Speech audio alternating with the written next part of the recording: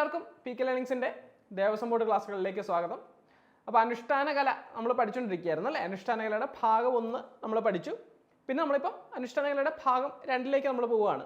അപ്പോൾ അതുപോലെ തന്നെ നിങ്ങൾ ഒരു കാര്യം കൂടെ റിമൈൻഡ് ചെയ്യുകയാണ്. LDCയുടെ ഇപ്പോൾ തിരുവിതാംകൂർ LDC പലർക്കും സംശയമായിരുന്നു, എക്സാം വിളിക്കുമോ, എക്സാം വരുമോ, എക്സാമിന് പഠിക്കണോ എന്നൊക്കെയുള്ള സംശയങ്ങളായിരുന്നു അല്ലേ. ആശങ്കയും കണ്ടിരുന്നു കമൻറ്റ് ബോക്സിലൊക്കെ. അപ്പം അതിൻ്റെ ആശങ്കകളൊന്നും വേണ്ട. ഇപ്പോൾ LDC എക്സാം തിരുവിതാംകൂർ വിളിച്ചിട്ടുണ്ട് കേട്ടോ. തിരുവിതാംകൂർ ദേവസ്വം ബോർഡ് വിളിച്ചിട്ടുണ്ട്. SGO ഗ്രേഡ് 2 ആണ്. LDC SGO ഗ്രേഡ് 2 എക്സാം ആണ് വിളിച്ചേക്കുന്നത്. ഇപ്പോൾ 29-ാം തീയതി മാർച്ച് 29 നടക്കും. സിലബസ് റിലീസ് ചെയ്തിട്ടുണ്ട്. സിലബസ് നിങ്ങളുടെ ഗ്രൂപ്പിൽ ഇട്ടിട്ടുണ്ട്. അപ്പോൾ സിലബസ് നിങ്ങൾ തീർച്ചയായിട്ടും നിങ്ങൾ ഒന്നെടുത്ത് നോക്കണം. അപ്പോൾ നമ്മളിപ്പം പഠിച്ചുകൊണ്ടിരിക്കുന്ന അതേ രീതിയിൽ തന്നെയാണ് കേട്ടോ. അതായത് നമ്മൾ പഴയ ആ ഒരു സിലബസ് ആയിരുന്നു. ഇപ്പോൾ ഇതിന് മുന്നത്തെ എക്സാമിന് വന്ന സിലബസ് ആയിരുന്നു നമ്മൾ ഫോളോ ചെയ്തുകൊണ്ടിരുന്നത്. അപ്പം ആ സ്പെഷ്യൽ ടോപ്പിക്കിൽ എന്തൊക്കെയുണ്ടോ ആ കാര്യങ്ങൾ മാത്രമാണ് ഈ ഒരു സ്പെഷ്യൽ ടോപ്പിക്കിലും ഉള്ളൂ. കൂടുതലോ കുറവോ ഒന്നുമില്ല. അപ്പോൾ അത് എന്ത് ചെയ്യുവാണ്, നമ്മൾ പഠിക്കുന്നുണ്ട് കേട്ടോ. നമ്മൾ അതെല്ലാം കവർ ചെയ്താണ് പോകുന്നത്. അപ്പോൾ നിങ്ങൾക്ക് മാർച്ച് 29 പരീക്ഷ ഉണ്ടെന്നാണ് അതിൽ പറയുന്നത്. അപ്പോൾ നമുക്ക് എക്സാം നടക്കുന്നതിനൊക്കെ മുന്നേ ആയിട്ട്, ഒരുപാട് തന്നെ മുന്നേ ആയിട്ട് ഇതെല്ലാം തീർക്കും. പിന്നെ നിങ്ങൾക്ക് അടുപ്പിച്ച് കുറച്ച് ക്ലാസ്സസ് ഒക്കെ ഉണ്ടാവും.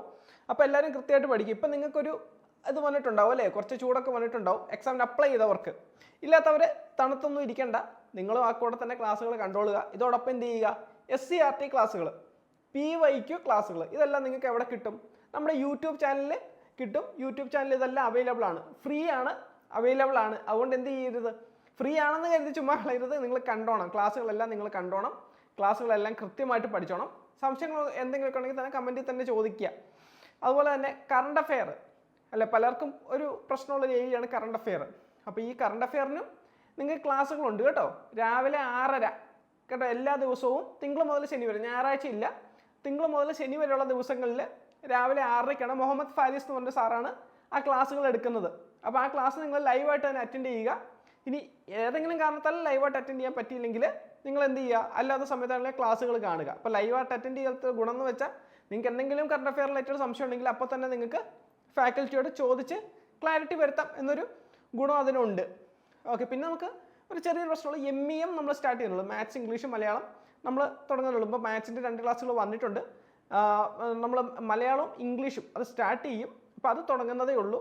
അപ്പോൾ ഇത് നമ്മൾ ഇനി വരാൻ പോകുന്ന ഡിഗ്രി ലെവൽ പരീക്ഷകൾ, അതുപോലെ തന്നെ 12th ലെവൽ പരീക്ഷ, 10th ലെവൽ പരീക്ഷ, ഇപ്പോൾ ദേവസ്വം ബോർഡ് പോലുള്ള പരീക്ഷകൾ, ഇനി ഇതുപോലെയുള്ള എക്സാമുകളൊക്കെ വരുന്നതിന് നിങ്ങൾക്ക് ഇത് തീർച്ചയായിട്ടും ഉപകാരപ്രദമായിരിക്കും കേട്ടോ. അപ്പോൾ അത് നിങ്ങൾ കൃത്യമായിട്ട് തന്നെ ഈ ഫ്രീ ആയിട്ട് കിട്ടുന്ന റിസോഴ്സസും കാര്യങ്ങളൊക്കെ ഉപയോഗിക്കുക. അപ്പോൾ ഇന്ന് നമ്മുടെ ക്ലാസ് അനുഷ്ഠാന കലയാണ്, ഭാഗം 2 ആണ് കേട്ടോ.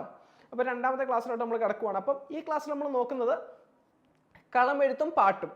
ഓക്കെ, അതുപോലെ തന്നെ എന്താ, നാഗപ്പാട്ട്, നാഗത്തോറ്റം, അതുപോലെ തന്നെ പറണേറ്റ് അല്ലേ, തിരുവിതാംകൂറിൻ്റെ അല്ലെങ്കിൽ തിരുവനന്തപുരത്തിൻ്റെ തന്നെ ഒരു സ്വകാര്യ അഹങ്കാരം എന്നൊക്കെ പറയാവുന്ന പറണേറ്റ് എന്ന അനുഷ്ഠാന കല.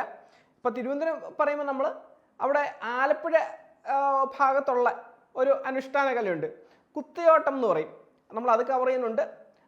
അതുപോലെ തന്നെ കുമ്മാട്ടികളി, പാലക്കാടൊക്കെ കണ്ടുവരുന്ന കുമ്മാട്ടികളി കവർ ചെയ്യുന്നുണ്ട്, പാഠകം കവർ ചെയ്യുന്നുണ്ട്.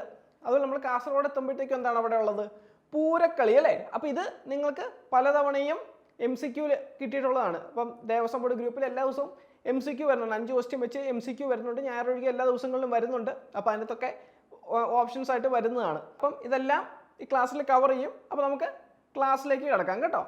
അപ്പോൾ അനുഷ്ഠാന കലകളിലേക്ക് കിടക്കുമ്പോൾ നമ്മൾ ഇന്ന് ഏറ്റവും ആദ്യം നമ്മൾ നോക്കുന്നത് കളമെഴുത്തും പാട്ടുമാണ് കേട്ടോ. അപ്പോൾ അനുഷ്ഠാന കലയാണ്, കളമെഴുത്തും പാട്ടുമാണ് നമ്മൾ ഏറ്റവും ആദ്യം നോക്കുന്നത്.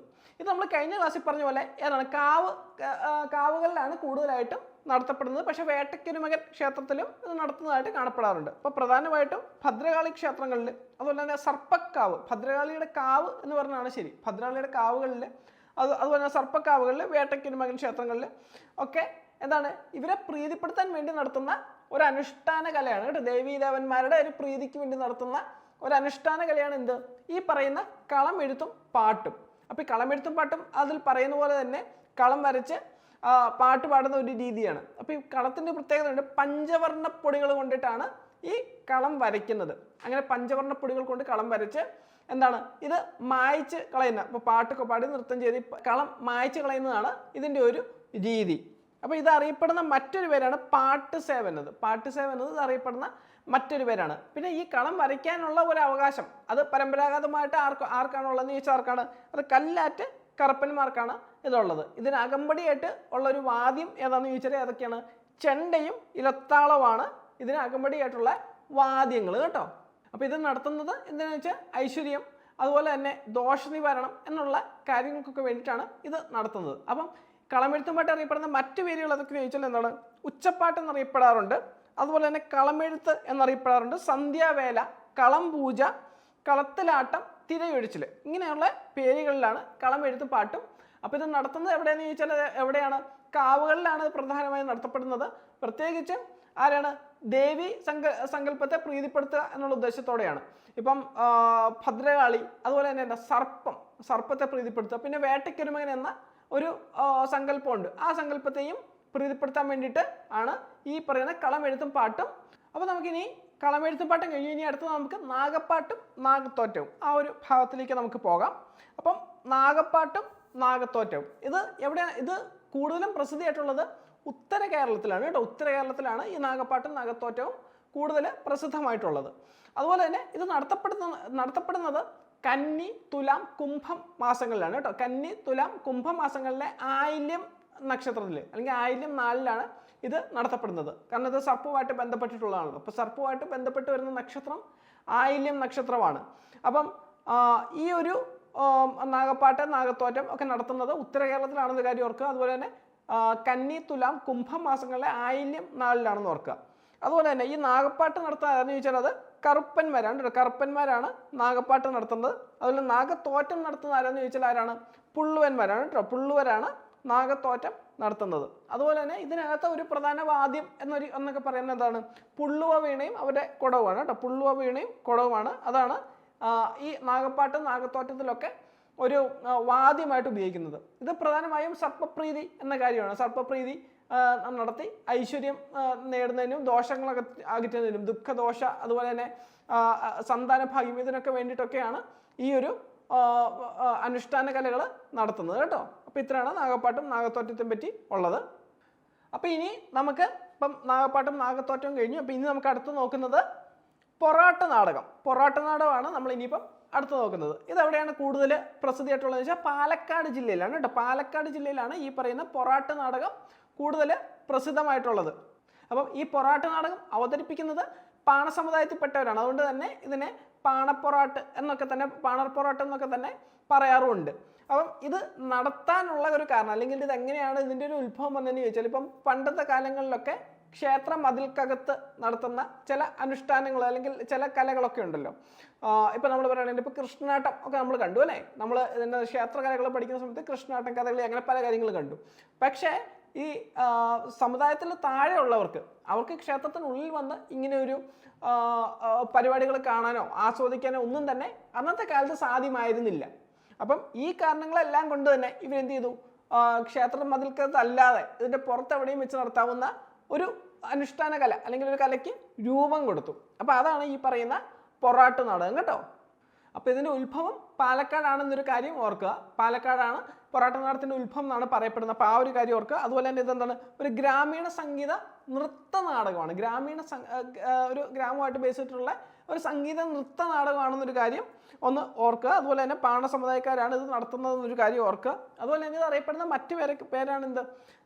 ദേശക്കളി, അതുപോലെ പൊറാട്ട് എന്നൊക്കെ ഇതിൻ്റെ മറ്റു പേരുകളായിട്ട് അറിയപ്പെടാറുണ്ട്. അതുപോലെ തന്നെ ഈ ഒരു പൊറാട്ട് നാടകത്തിൽ ഉപയോഗിക്കുന്ന വാദ്യങ്ങൾ അതൊക്കെയെന്ന് വെച്ചാൽ അതാണ് ചെണ്ട, ഹാർമോണിയം, മൃദംഗം, താളം, ഇലത്താളം ഒക്കെയാണ് ഇതിനകത്ത് പൊറാട്ട് നാടകത്തിൽ ഉപയോഗിക്കുന്ന വാദ്യങ്ങൾ കേട്ടോ. അപ്പോൾ ആ കാര്യം കൃത്യമായിട്ടൊന്ന് ഓർക്കുക. പ്രത്യേകിച്ചും ഇതിൻ്റെ ഒരു ഉത്ഭവം എവിടെയാണെന്നൊരു കാര്യം ഓർത്താൽ മതിയാവും. അപ്പോൾ പൊറാട്ട് നാടകം കഴിഞ്ഞു. പിന്നെ നമ്മൾ അടുത്ത് നോക്കുന്നത് കുമ്മാട്ടുകളിയാണ് കേട്ടോ. കുമ്മാട്ടുകളിയാണ് നമ്മളിനി അടുത്ത് നോക്കുന്നത്. അപ്പം കുമ്മാട്ടുകളി എവിടെയൊക്കെയാണ് പ്രസിദ്ധമായിട്ടുള്ളതെന്ന് ചോദിച്ചാൽ എവിടെയാണ്? തൃശ്ശൂർ, പാലക്കാട്, അതുപോലെ വയനാട് ജില്ലകളിൽ ഉള്ള കുമ്മാട്ടി നിങ്ങൾ കേട്ടിട്ടുണ്ടാവും. പ്രത്യേകിച്ച് അയ്യപ്പനും കോശി സിനിമയിൽ അല്ലേ. അപ്പോൾ അതിനകത്ത് പറയാനുണ്ട് മുണ്ടൂർ കുമ്മാട്ടി എന്നൊക്കെ പറഞ്ഞിട്ട്. അപ്പോൾ തൃശ്ശൂർ ജില്ലയിലെ ഒരു പ്രത്യേകത വെച്ചാൽ അവിടെ ഇതൊരു വിനോദമായിട്ടാണ് ഈ ഒരു കുമ്മാട്ടികളെ കാണുന്നത്. അവിടെ ഒരു വിനോദം എന്ന രീതിയിലാണ് കാണുന്നത്. പക്ഷേ ഇത് പാലക്കാട്, വയനാട് എന്നൊക്കെ എത്തുമ്പോഴത്തേക്കും അതിനൊരു കുറച്ചും കൂടെ ഒരു ആത്മീയത അല്ലെങ്കിൽ ഒരു ദേവതാ സങ്കല്പത്തിലേക്ക് ഇത് വരുന്നുണ്ടെന്നുള്ളൊരു കാര്യം കൂടെ നിങ്ങളൊന്ന് ഓർമ്മയിൽ വെക്കണം. അതുപോലെ ഇത് നടത്തപ്പെടുന്നത് എപ്പോഴാണെന്ന് വെച്ചാൽ മകരം കുംഭമാസങ്ങളിൽ വിളവെടുപ്പിന് ശേഷമുള്ള സമയങ്ങളിലാണ് ഇത് നടത്തപ്പെടുന്നത്. അതിനോടൊപ്പം തന്നെ എന്താണ് ഓണക്കാലത്തും ഈ ഒരു കുമ്മാട്ടികളി നടത്തപ്പെടാറുണ്ട്. ഇപ്പോൾ നമ്മുടെ അത്തംപത്ത് സീരീസ് നമ്മുടെ ചാനലിൽ കിടപ്പുണ്ട്. അപ്പോൾ അതിനകത്ത് കുമ്മാട്ടികളെ പറ്റി നമ്മൾ പറയുന്നുണ്ട്. അപ്പോൾ അതുകൂടെ നിങ്ങളൊന്ന് കാണുക കേട്ടോ. അപ്പോൾ നിങ്ങൾക്ക് കുറച്ചും കൂടെ അതിനെപ്പറ്റി ഒരു വിജ്ഞാനം നിങ്ങൾക്ക് കിട്ടും. ഓക്കെ, അപ്പോൾ അത് ഓണക്കാലത്തെ കുമ്മാട്ടിയായിട്ട് ബന്ധപ്പെട്ട് ഞാൻ കുറച്ച് കാര്യങ്ങൾ ആ ഒരു സീരീസിൻ്റെ ഭാഗമായിട്ട് ഞാൻ തന്നെ പറയുന്നതാണ്. അപ്പം ഈ ഒരു സമയത്ത് ഓണക്കാലത്തും ഈ ഒരു കുമ്മാട്ടികളിയുണ്ട്. അതുപോലെ തന്നെ എപ്പോഴാണുള്ളത്? മകരമാസങ്ങളിലും അതുപോലെ കുംഭമാസങ്ങളിലും ആ ഒരു വിളവെടുപ്പ് സമയത്തിനൊക്കെ ശേഷമായിട്ടും ഇത് നടത്തപ്പെടാറുണ്ടെന്നുള്ള കാര്യം കൂടെ നിങ്ങളൊന്ന് ഓർക്കുക. പിന്നെ ഇതറിയപ്പെടുന്ന മറ്റൊരു പേരാണ് ദേശക്കുമ്മാട്ടി എന്നത്. കാരണം ഇത് വീടുകൾ തോറും കയറി ഇറങ്ങി നടക്കുന്നതുകൊണ്ടാണ് ഇതിനെ ദേശക്കുമ്മാട്ടി എന്നൊരു കാര്യം പറയുന്നത് കേട്ടോ. അപ്പം കുമ്മാട്ടിയെ പറ്റി നമ്മൾ ഇത്രയും കാര്യം അറിഞ്ഞാൽ മതി. അപ്പോൾ ഇനി നമുക്ക് അടുത്തത് നമ്മൾ നോക്കുന്നത് പാഠകമാണ്. പാഠകം അതായത് പുരാണ കഥാപ്രസംഗമാണ് പാഠകം എന്ന് പറയുന്നത്. അതും നിങ്ങൾക്ക് MCQ ആയിട്ട് നിങ്ങൾക്ക് ചോദ്യം വരുന്നതാണ്. പുരാണ കഥാപ്രസംഗം എന്നതിൽ അറിയപ്പെടുന്ന ഏത് എന്ന് ചോദിച്ചിട്ട് കൂത്ത് അല്ലെങ്കിൽ അങ്ങനെയൊക്കെ പല കാര്യങ്ങളും, കഥകളി, പല ഓപ്ഷൻസ് വരുന്നുണ്ട്. പാഠകമാണ് അതിനകത്ത് ഉത്തരം വരുന്നത്. അപ്പോൾ പുരാണ കഥാപ്രസംഗം ഏതെന്ന് ചോദിച്ചത് ഏതാണ്? പാഠകമാണ് കേട്ടോ. അപ്പം ഇത് അവതരിപ്പിക്കുന്നത് ക്ഷേത്ര പരിസരത്തായിരിക്കും. പാഠകം അവതരിപ്പിക്കുന്നത് ക്ഷേത്ര പരിസരത്തായിരിക്കും. അതുപോലെ തന്നെ ഇതിന് ചെറിയൊരു സാമ്യം ചാക്യാർകൂത്തുമായിട്ട് വലുതല്ല വളരെ ചെറിയൊരു സാമ്യം നിങ്ങൾക്ക് വേഷത്തിൽ കാണാൻ പറ്റും. വളരെ ചെറിയൊരു സാമ്യം നിങ്ങൾക്ക് കാണാൻ പറ്റും. പക്ഷേ ഈ ചാക്യാർകൂത്തിൻ്റെ ഒരു പ്രശ്നം വെച്ചാൽ അതിനകത്ത് പരിഹാസം അല്ല, അതിനകത്ത് ഒരു ആക്ഷേപഹാസ്യം, പരിഹാസം എന്ന് പറയാൻ പറ്റില്ല, പരിഹാസം എന്ന് പറയും. ഇപ്പം സാമൂഹിക ആ ഒരു അവസ്ഥയൊക്കെ പരിഹസിക്കുക ചെയ്യുന്നത്. അപ്പം അങ്ങനെ ഒരു പരിഹാസ കാര്യങ്ങൾ ഒക്കെ അല്ലെങ്കിൽ എന്നാ ഒരു സതയറായിട്ട് പറയുന്നുണ്ടെങ്കിലും ഈ പറയുന്ന പാഠകത്തിലോട്ട് വരുമ്പം അത് നന്നേ പാടില്ല എന്നും ഉള്ളൊരു കാര്യം വരുന്നുണ്ട് കേട്ടോ. അപ്പോൾ ആ ഒരു കാര്യം ഒന്ന് ശ്രദ്ധിക്കുക. അതുപോലെ ഇത് അവതരിപ്പിക്കുന്നത് നമ്പ്യാർ സമുദായത്തിൽപ്പെട്ട പുരുഷന്മാരാണ് പാഠകം അവതരിപ്പിക്കുന്നത്. അതുപോലെ തന്നെ ഇതിൻ്റെ വാദ്യങ്ങളിലും വേഷഭൂഷാദികളും വാദ്യങ്ങളും ഇല്ല. അതുപോലെ എന്താ വേഷഭൂഷാദികൾ വളരെ മിനിമലായിരിക്കും കേട്ടോ. ആ ഒരു കാര്യം കൂടെ ഈ ഒരു പാഠകത്തിൻ്റെ കാര്യത്തിൽ ഒന്ന് ഓർമ്മയിൽ വെക്കുക. അപ്പോൾ നമുക്ക് അടുത്തത് കുത്തിയോട്ടത്തിലോട്ട് വരാം. അപ്പോൾ കുത്തിയോട്ടം എന്ന് പറയുമ്പം ഇത് ആലപ്പുഴ മുതൽ ഒരു താഴത്തേക്കുള്ള, ഇപ്പോൾ പ്രത്യേകിച്ച് പറഞ്ഞാൽ ഇപ്പം ചെട്ടിക്കുളങ്ങര ക്ഷേത്രം, അതുപോലെ തന്നെ ചിറയൻകീഴ് അവിടുത്തെ ദേവീക്ഷേത്രം, ഇതുപോലെയുള്ള സ്ഥലങ്ങളിലൊക്കെ നടത്തപ്പെടുന്നുണ്ട്. കാർത്തികപ്പള്ളി, അപ്പോൾ ഇവിടെയൊക്കെ തന്നെ നടത്തപ്പെടുന്നത്. അത് ആലപ്പുഴ മുതൽ തെക്കോട്ടേക്ക് നടത്തുന്ന ഒരു അനുഷ്ഠാന കലയാണ് ഈ പറയുന്ന കുത്തിയോട്ടം എന്ന് പറയുന്നത്. അപ്പം ഒരു കുട്ടിയെ ബലി നൽകുക എന്ന സങ്കല്പത്തോടെയാണ് ഈ ഒരു അനുഷ്ഠാന കല നടത്തുന്നത്. ഇപ്പോൾ 8നും 12നും ഇടയിലുള്ള കുട്ടികളാണ് ഇതിൽ പങ്കെടുക്കുന്നത് കേട്ടോ. അപ്പോൾ ആ ഒരു കാര്യം കൂടെ ഒന്ന് ഓർക്കുക. പിന്നെ ഈ ഒരു കലയുടെ ഭാഗമായിട്ട്, അനുഷ്ഠാന കലയുടെ ഭാഗമായിട്ട് ഈ ഒരു ചെറിയ ചൂരൽ വളരെ ചെറിയൊരു പോർഷൻ, ഇപ്പം നമ്മൾ ശൂലം കുത്തുന്ന പോലെയല്ല, പക്ഷെ വളരെ തിന്നായിട്ട് ചോര പൊടിയുക എന്ന രീതിയിൽ ഒരു ബലിയാണല്ലോ ഉദ്ദേശിക്കുന്നത്. ഇപ്പോൾ ബലിയിലെ ചോരയാണല്ലോ വേണ്ടത്, അല്ലെങ്കിൽ ആളെ കൊണ്ടുള്ള ചോര. ഇപ്പം നരബലിയൊന്നും അല്ലെങ്കിൽ മൃഗബലി പോലും ഇല്ല. ആ ഒരു കാര്യം കൂടെ ഒന്ന് ഓർക്കണം നിങ്ങൾ. അപ്പം ആ ഒരു സമയത്ത് ഈ ഒരു ചൂരലിൻ്റെ ഒരു ചെറിയ നൈസായിട്ട് ഒരു ഭാഗം എടുത്ത് വയറിൻ്റെ ഇരുവശത്തും കുത്തി ഒരു ചോര പൊടിയുന്ന രീതിയിൽ വെച്ച് ക്ഷേത്രത്തിലേക്ക് ആനയിക്കുന്ന ഒരു രീതിയാണ് ഈ പറയുന്ന കുത്തിയോട്ടം എന്ന് പറയുന്നത്. അപ്പോൾ 8നും 12നും ഇടയിലുള്ള വയസ്സിനിടയിലുള്ളവരാണ് ഇതിൽ പങ്കെടുക്കുന്ന ഒരു കാര്യം ഓർക്കുക. അതുപോലെ തന്നെ ഇത് നടത്തുന്നത് ആലപ്പുഴ മുതൽ തെക്കോട്ടേക്കുള്ള ഭാഗം ആണ് എന്നൊരു കാര്യം കൂടെ, അവിടുത്തെ കാവുകളിലാണെന്നൊരു കാര്യം കൂടെ ഒന്ന് ഓർക്കുക. അപ്പോൾ ഇത് രോഗനിവാരണം അതുപോലെ തന്നെ സർവ്വക്ഷേമ ഐശ്വര്യങ്ങൾക്കും ഒക്കെ വേണ്ടിയിട്ടാണ് ഇത് നടത്തുന്നത് കേട്ടോ. അപ്പം കുത്തിയോട്ടം ഇത്രേ ഉള്ളൂ. അപ്പോൾ നമുക്ക് അടുത്തത് ഗരുഡൻ തൂക്കം നോക്കാം കേട്ടോ. ഗരുഡൻ തൂക്കം എന്നൊക്കെ പറയുമ്പം ഒരു അനുഷ്ഠാന കലയാണ്. അതുപോലെ തന്നെ എന്താ പോലീസിൻ്റെ ഒരു കലയാണല്ലേ. ഇപ്പോഴില്ല, പഴയ കാലത്ത് ഈ മൂന്നാം മുറയൊക്കെ ഉള്ള സമയത്ത് നിലനിന്നിരുന്ന ഒരു ഇതാണ് ഈ ഒരു പണിഷ്മെന്റ് രീതി, അല്ലെങ്കിൽ സത്യം പറയിപ്പിക്കാൻ വേണ്ടി ചെയ്യുന്ന ഒരു രീതിയാണ് ഈ പറഞ്ഞ ഗരുഡൻ തൂക്കമൊക്കെ. ഓക്കെ, അപ്പോൾ നമുക്കതിൻ്റെ അനുഷ്ഠാന കലയുടെ ഒരു വേർഷനിലോട്ട് വരാം. ഏതാണ്ട് ധനുമാസം മുതൽ ഒരു 3 മാസത്തിലാണ് ഈ പറയുന്ന ഗരുഡൻ തൂക്കം നടത്തപ്പെടുന്നത്. പ്രത്യേകിച്ചും തെക്കൻ കേരളത്തിലെ ക്ഷേത്രങ്ങളിലാണ് ഈ പറയുന്നത് ഗരുഡൻ തൂക്കം നടത്തപ്പെടുന്നത്. അപ്പോൾ അതുപോലെ തന്നെ ഇതറിയപ്പെടുന്ന മറ്റ് പേരുകളാണ്. ഇപ്പം എന്താ വില്ലിൽ തൂക്കം എന്ന് പറയും. അതുപോലെ തന്നെ തൂക്കപ്പയറ്റ് എന്നൊക്കെ തന്നെ ഇതിനെ പറയാറുണ്ട്. അപ്പോൾ നടത്തുന്നത് എവിടെയാണെന്ന് വെച്ചാൽ എവിടെയാണ്? ദക്ഷിണ കേരളത്തിലാണ് അല്ലെങ്കിൽ തെക്കൻ കേരളത്തിലാണ്. അവിടുത്തെ കാളി ക്ഷേത്രങ്ങളിലാണ് ഇത് നടത്തുന്ന ഒരു കാര്യം കൂടെ നിങ്ങൾ ഓർമ്മ വെക്കുക. അതുപോലെ തന്നെ ഇതിനകത്ത് പ്രധാനമായിട്ടുള്ള വാദ്യങ്ങളായിട്ട് വരുന്നത് ചെണ്ട, ചേങ്ങില, മദ്ദളം, ഇലത്താളം എന്നിവയാണ് ഇതിനകത്തെ പ്രധാന വാദ്യങ്ങളായിട്ട് വരുന്നത്. അതുപോലെ തന്നെ എന്താണ് ധനുമാസം മുതൽ തുടർച്ചയായിട്ടുള്ളൊരു 3 മാസങ്ങളിലായിരിക്കും ഈ ചടങ്ങുകൾ നടത്തുന്നത് കേട്ടോ. ഓക്കെ, അപ്പോൾ നിങ്ങളതിൽ പ്രധാനമായിട്ടും ദക്ഷിണ കേരളത്തിലാണ് നടത്തുന്നത്, അല്ലെങ്കിൽ തെക്കൻ കേരളത്തിലാണ് നടത്തുന്നത്, ഭദ്രകാളി ക്ഷേത്രത്തിലാണ് നടത്തുന്നത് എന്നൊരു കാര്യം ഓർക്കുക. ഓക്കെ, കാളിയുടെ പ്രീതിക്കായിട്ട് ഭദ്രകാളി ക്ഷേത്രങ്ങളാണ് നടത്തുന്ന ഒരു കാര്യം ഓർക്കുക. തനി മുതൽ 3 മാസത്തേക്കാണ് നടത്തുന്നത് എന്ന് ഓർക്കുക. അതുപോലെ ഇതിൻ്റെ വാദ്യങ്ങളായിട്ട് വരുന്നത് എന്താണ്? ചെണ്ട, ചേങ്ങില, മദ്ദളം, ഇലത്താളം എന്നിവയാണ് ഇതിൻ്റെ വാദ്യങ്ങളായിട്ട് വരുന്നത് എന്നൊരു കാര്യം കൂടെ നിങ്ങൾ ഓർക്കുക കേട്ടോ. പിന്നെ നമുക്ക് അടുത്തത് നോക്കുന്നത് പറണേറ്റാണ്. അപ്പോൾ പറണേറ്റ് എന്നൊക്കെ പറയുമ്പോഴത്തേക്ക് അത് തിരുവനന്തപുരം ജില്ലയിലെ തന്നെ പ്രത്യേകിച്ച് വെള്ളായണി കേന്ദ്രീകൃതമായിട്ട് നടത്തുന്ന ഉത്സവമാണ്. ഏതാണ്ട് 68 ദിവസങ്ങളോളം ഈ ഉത്സവം നടക്കാറുണ്ട് കേട്ടോ.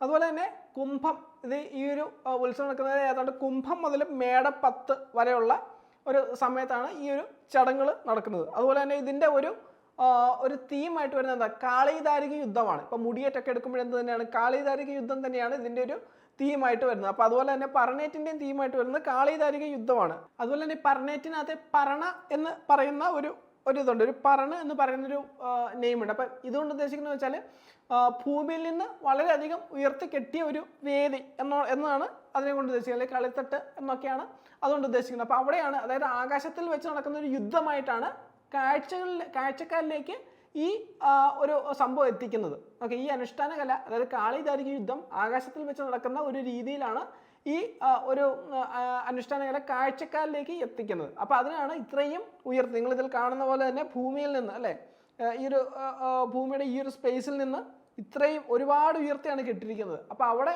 കാളിദാരിക യുദ്ധം നടക്കുമ്പം ആകാശത്ത് വെച്ച് യുദ്ധം നടക്കുന്ന ഒരു രീതിയിലാണ് ഇതിനെ അവതരിപ്പിക്കാനായിട്ട് ശ്രമിക്കുന്ന ഒരു കാര്യം കൂടെ ഓർക്കുക. അപ്പോൾ ഇതിനകത്ത് നിങ്ങൾ പ്രധാനമായിട്ട് ഓർക്കേണ്ടത് ഇത്രേ ഉള്ളൂ. കാളിദാരിക യുദ്ധമാണ് ഇതിൻ്റെ പറണേറ്റിൻ്റെ തീം അല്ലെങ്കിൽ ഐതിഹ്യം എന്ന് പറഞ്ഞാൽ എന്താണ്?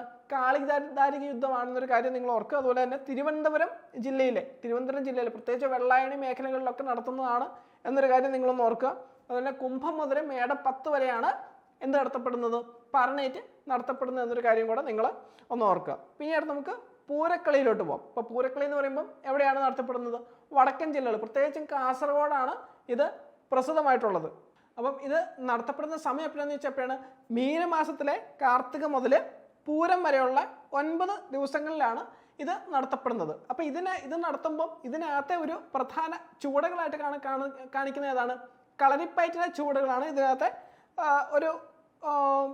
ഇത് നടത്തുന്നത് പ്രധാന ചുവടുകളായിട്ട് കാണിക്കുന്നത് കേട്ടോ. കളരിപ്പയറ്റിൽ അതേ ചുവടുകൾ തന്നെയാണ്. ഇത് ഏറ്റവും പ്രചാരത്തിലുള്ള കാസർഗോഡാണ്. കണ്ണൂരും ഇതിൻ്റെ ഒരു ഇൻഫ്ലുവൻസ് ഉണ്ട്. അപ്പോൾ ഈ 2 ഭാഗങ്ങളിലാണ് നിങ്ങൾക്ക് പൂരക്കളി കാണാൻ പറ്റുന്നത്. അപ്പം ചിലപ്പോൾ ഇതാണ് വടക്കൻ കേരളത്തിൽ പ്രചാരമുള്ള ഏതെന്ന് ചോദിച്ചിട്ടായിരിക്കും ചിലപ്പോൾ നിങ്ങൾക്ക് ഓപ്ഷൻസ് വരുന്നത്. നിങ്ങൾക്ക് ഗ്രൂപ്പിൽ MCQs കിട്ടുന്നുണ്ട്. ആ MCQസിൽ നിങ്ങൾ എപ്പോഴും കാണുന്ന ഒരു ചോദ്യമാണ് ഈ പറയുന്ന പൂരക്കളിയെ സംബന്ധിച്ചുള്ളത്. അതുപോലെ തന്നെ ഇതിൽ പൊതുവെ അവതരിപ്പിക്കുന്ന ആരെന്ന് ചോദിച്ചാൽ ഈഴവ സമുദായക്കാരാണ് ഇതിൽ പൊതുവെ ഇത് അവതരിപ്പിക്കുന്നത്. അതുപോലെ തന്നെ ചെണ്ട, പെരുമ്പറ, ഇലത്താളം, ശംഖ്, നാദസ്വരം എന്നിവയാണ് ഇതിൻ്റെ വാദ്യോപകരണങ്ങളായിട്ട് വരുന്നത്. ചെണ്ട, പെരുമ്പറ, ഇലത്താളം, അതുപോലെ ശംഖ്, നാദസ്വരം എന്നിവയാണ് ഇതിൻ്റെ ഒരു പ്രധാന വാദ്യോപകരണങ്ങളായിട്ട് വരുന്നത്. അപ്പം ഇതിൻ്റെ കാര്യങ്ങൾ നിങ്ങൾക്ക് മനസ്സിലായിട്ടുണ്ടല്ലോ. അപ്പോൾ പൂരക്കളി എവിടെയാണ് നടത്തുന്നത് വെച്ചാൽ എവിടെയാണ്? കാസർഗോഡ് ജില്ലയിലാണ്. കണ്ണൂരും പ്രചാരത്തിലുണ്ട്. അപ്പം വടക്കൻ കേരളം എന്ന് പറഞ്ഞാൽ അതായിരിക്കും ചിലപ്പം ചോദ്യങ്ങളിൽ വരുന്നത്. അതുപോലെ തന്നെ ഇത് മീനമാസത്തിലെ കാർത്തിക മുതൽ പൂരം വരെയുള്ള 9 ദിവസങ്ങളിലായിട്ടായിരിക്കും എന്ത് നടത്തുക? പൂരക്കളി നടത്തപ്പെടുന്നത്. അതുപോലെ തന്നെ കളരിപ്പയറ്റിൻ്റെ ചുവടുകളാണ് ഇതിൽ വരുന്നത്. അല്ലെങ്കിൽ കളരിപ്പയറ്റിൻ്റെ ചുവടുകൾ ഉപയോഗിക്കുന്ന അനുഷ്ഠാന കല എന്ന് വെച്ചാൽ പൂരക്കളിയാണ് കേട്ടോ. അതുപോലെ ഈഴവ സമുദായക്കാരാണ് ഈ ഒരു പൂരക്കളി അവതരിപ്പിക്കുന്നത്. ഇതുകൂടാതെ തന്നെ ഇതിനകത്തെ വാദ്യങ്ങൾ അല്ലെങ്കിൽ വാദ്യോപകരണങ്ങളായിട്ട് വരുന്ന ഏതൊക്കെയാണ്? ചെണ്ട, പെരുമ്പറ, ഇലത്താളം, അതുപോലെ തന്നെ ശംഖ്, നാദസ്വരം എന്നിവയാണ് ഇതിനകത്തെ വാദ്യോപകരണങ്ങളായിട്ട് വരുന്നത്. അപ്പോൾ ഇത്രയും കാര്യങ്ങളും കൂടെ നിങ്ങളുടെ ഓർമ്മയിൽ വെക്കുക. അപ്പോൾ നമ്മുടെ ഇന്നത്തെ ക്ലാസ്സിൽ ഇനി അയ്യപ്പൻ പാട്ടും വിളക്കും അതും കൂടെ നമ്മൾ ആഡ് ചെയ്തിട്ടുണ്ട്. അപ്പോൾ അതും കൂടെ ഞാൻ പറയാം. അപ്പം നമുക്ക് അയ്യപ്പൻ പാട്ട് അല്ലെങ്കിൽ അയ്യപ്പൻ വിളക്ക് എന്നൊക്കെ പറഞ്ഞാൽ എന്താണെന്ന് നോക്കിക്കഴിഞ്ഞാൽ, ഇപ്പോൾ ശബരിമലയ്ക്ക് പോകാൻ വ്രതം എടുത്തിരിക്കുന്ന ഭക്തന്മാർ ഇവർ വീട്ടിൽ വെച്ചോ അല്ലെങ്കിൽ അയ്യപ്പൻ ക്ഷേത്രത്തിൽ വെച്ചോ ഒക്കെ നടത്തുന്ന ഒരു അനുഷ്ഠാന കലയാണ് ഈ പറയുന്ന അയ്യപ്പൻ പാട്ട് എന്നറിയപ്പെടുന്നത്. അപ്പോൾ ഇതിനെ ശാസ്താംപാട്ട് കേട്ടോ, ശാസ്താംപാട്ട് അതുപോലെ തന്നെ ഉടുക്കുപാട്ട് എന്നീ പേരിലും ഒക്കെ തന്നെ അറിയപ്പെടാറുണ്ട്. അതുപോലെ തന്നെ ഇതിൻ്റെ ഒരു തീമായിട്ട് വരുന്നത് അല്ലെങ്കിൽ ഇതിൻ്റെ ഒരു പിന്നിലുള്ള കഥയായിട്ട് വരുന്നത് എന്തൊക്കെയാണ്? പന്തളത്ത് രാജാവിൻ്റെയും ശാസ്താവിൻ്റെയും കഥകളായിട്ട് പറയാറുണ്ട്. അതുപോലെ തന്നെ ദേവാസുര യുദ്ധം, പാലാഴി മഥനം എന്നിവയൊക്കെ തന്നെ ഇതിൻ്റെ ഒരു തീമായിട്ട് പറയാറുണ്ട്. പക്ഷേ ചില സ്ഥലങ്ങളിൽ ഇപ്പം കുറച്ചും കൂടെ ഒരു ആർഭാടപരമായിട്ടാണ് ഇത് നടത്തപ്പെടാറുണ്ട്. അതായത് അയ്യപ്പൻ പാട്ട് കുറച്ചും കൂടെ ആർഭാടപരമായിട്ടൊക്കെ നടത്തുമ്പം അതിനെ വിളിക്കുന്ന പേരാണ് അയ്യപ്പൻ വിളക്ക്. വാസ്തവത്തിൽ രണ്ടും ഒന്ന് തന്നെയാണ്, പക്ഷേ അതിനൊരു ചെറിയ വേരിയേഷൻ എന്നുള്ളതേ ഉള്ളൂ. അപ്പം അയ്യപ്പൻ പാട്ട്, അയ്യപ്പൻ വിളക്ക് എന്ന് പറഞ്ഞത് ശബരിമലയ്ക്ക് പോകാൻ വ്രതമെടുത്ത ഭക്തർ നടത്തുന്നതാണ്. വീട്ടിൽ വെച്ചോ ക്ഷേത്രത്തിൽ വെച്ചോ ഒക്കെ നടത്തുന്നതാണ്. അത് കുറച്ച് ആർഭാടപരമാകുമ്പോൾ അതിനെ അയ്യപ്പൻ വിളക്ക് എന്നും പറയാറുണ്ട്. അതുപോലെ തന്നെ ഇതിൻ്റെ ഒരു തീമായിട്ട് വരുന്നത് എന്താണ്? പന്തളത്ത് രാജാവിൻ്റെയും അയ്യപ്പൻ്റെയും ഒക്കെ കഥകളാണ് ഇതിൻ്റെ ഒരു പ്രധാന തീമായിട്ട് വരുന്നത്. ഇതുപോലെ തന്നെ ഇതിനോടൊപ്പം എന്താണ്? ദേവാസുര യുദ്ധം, അതുപോലെ പാലാഴി മഥനം എന്നിവയും ഒക്കെ ഇതിൻ്റെ ഒരു തീമായിട്ട് തന്നെ പറയപ്പെടാറുണ്ട് കേട്ടോ. അപ്പോൾ ആ കാര്യങ്ങളും കൂടെ അയ്യപ്പൻ പാട്ട് പറയുമ്പോൾ ആ കാര്യങ്ങളും കൂടെ നിങ്ങളൊന്ന് ഓർക്കുക. അതുപോലെ ഇതിൻ്റെ ഒരു പ്രധാന വാദ്യമായിട്ട് നമുക്ക് പറയാനുള്ളത് എന്താണ്? ഉടുക്ക് തന്നെയാണ് ഇതിൻ്റെ ഒരു പ്രധാന വാദ്യമായിട്ട് പറഞ്ഞത്. അതുകൊണ്ട് തന്നെ ഇതിനെ ഉടുക്ക് പാട്ട് എന്നും കൂടെ അറിയപ്പെടാറുണ്ട്. പിന്നെ ഇതിനകത്ത് താഴെ ഒരു ചെറിയൊരു സ്പെല്ലിംഗ് മിസ്റ്റേക്ക് ഉണ്ട്. അത് ഞാൻ എഴുതിയപ്പോൾ ഒന്ന് വന്നതാണ്. അയ്യപ്പൻ വിളക്ക് എന്നാണ് പറഞ്ഞത്. അപ്പോൾ ഇതിൻ്റെ അപ്ഡേറ്റഡ് സ്പെല്ലിംഗ് മിസ്റ്റേക്ക് എല്ലാം കറക്റ്റ് ചെയ്താൽ ഒരു അപ്ഡേറ്റഡ് ആയിട്ടുള്ള PDF നിങ്ങൾക്ക് ഗ്രൂപ്പിൽ ക്ലാസ് കഴിയുന്നതോടെ നിങ്ങൾക്ക് കിട്ടും. അപ്പോൾ നിങ്ങൾക്ക് ക്ലാസ്സുകൾ കാര്യങ്ങളെല്ലാം കിട്ടുന്നുണ്ട്. ഇതോടൊപ്പം തന്നെ ഇത് കൂടാതെ നിങ്ങൾക്ക് കുറച്ചും കൂടെ നന്നായിട്ട് അറിയണമെങ്കിൽ നിങ്ങളിപ്പം ഏത് പുസ്തകമാണ് നല്ലത് എന്ന് എന്നോട് ചോദിച്ചാൽ ഞാൻ സജസ്റ്റ് ചെയ്യുന്നത് ദേവസ്വം ബോർഡിൻ്റെ ലളിതം പബ്ലിക്കേഷൻസ് ഇറക്കുന്ന ഒരു സ്പെഷ്യൽ ടോപ്പിക് പുസ്തകമുണ്ട്. ദേവസ്വം ബോർഡ് സ്പെഷ്യൽ ടോപ്പിക്ക് പരീക്ഷാ സഹായി എന്നൊരു പുസ്തകം. അപ്പം ഈ ഒരു പുസ്തകം നിങ്ങളെ വളരെയധികം ഹെൽപ്പ് ചെയ്യും ഈ ഓരോ കാര്യങ്ങളെ പറ്റിയും പരീക്ഷയ്ക്ക് ഉതകുന്ന രീതിയിൽ അറിവ് നേടാനായിട്ട്. അപ്പം ഈ പുസ്തകത്തിൻ്റെ ആ ഒരു ലിങ്ക്, പർച്ചേസ് ചെയ്യാനുള്ള ലിങ്ക് കാര്യങ്ങളൊക്കെ അത് നിങ്ങൾക്ക് വാട്സപ്പ് വഴി തന്നെ ഓർഡർ ചെയ്യാൻ പറ്റും. അപ്പോൾ അതനുസരിച്ച് നിങ്ങൾക്ക് ഇതിൻ്റെ ഡെലിവറി കാര്യങ്ങളെല്ലാം നിങ്ങൾക്ക് വീട്ടിൽ തന്നെ ഡെലിവറി ചെയ്യുകയും ചെയ്യും. ഓക്കെ, അപ്പം ഞാൻ ആ പുസ്തകം വാങ്ങാനുള്ള ലിങ്കും നിങ്ങളുടെ ഗ്രൂപ്പിൽ, ടെലഗ്രാം ഗ്രൂപ്പിൽ ഇട്ടേക്കാം കേട്ടോ. അപ്പം ഇന്നത്തെ ക്ലാസ് നമ്മൾ കഴിഞ്ഞു. നമുക്ക് അടുത്ത ക്ലാസ്സിൽ കാണാം.